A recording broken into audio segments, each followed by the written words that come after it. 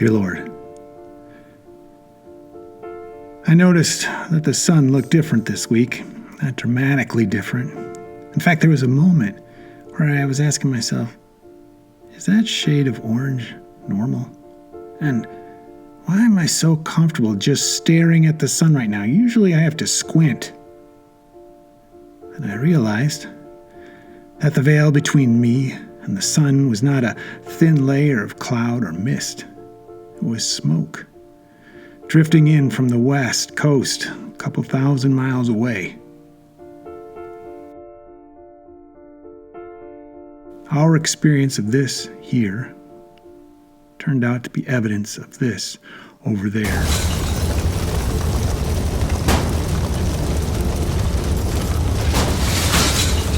Subdivisions and city blocks ravaged by these fires appeared to almost have vanished, but they didn't.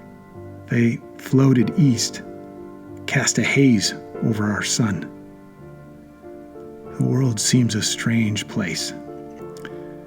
It's a world in crisis. And it's not just what's happening on the West Coast.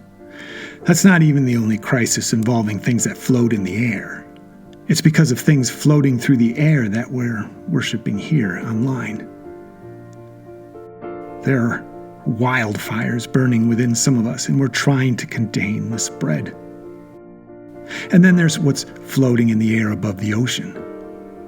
It's a factory farm up there churning out one tropical storm after another.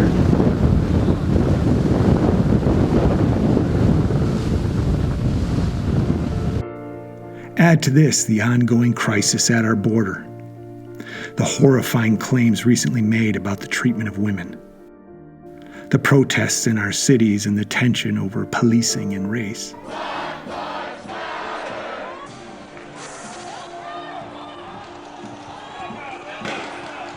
And then there's an upcoming election. You know, one of the great gifts our country offered the world was an example of a peaceful transition of power. What will happen this year? When so many are certain that if their candidate loses, it'll be because the other side cheated.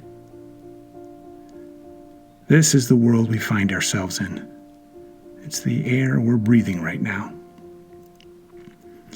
And so we pray for your divine pneuma, your spirit or breath.